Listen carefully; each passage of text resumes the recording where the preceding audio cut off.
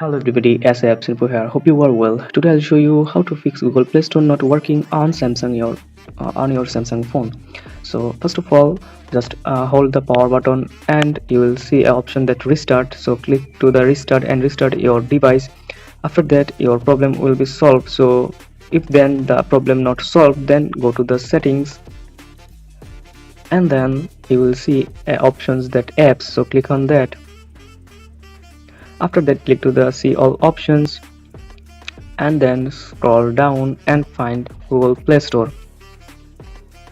After that, click to the Google Play Store and then just force stop these and then click to the storage and cache and then clear storage and clear cache. So after that, the problem will be solved, and then if this not solved, then come to this page and then click to the three dot menu in the top right side, click to the install updates.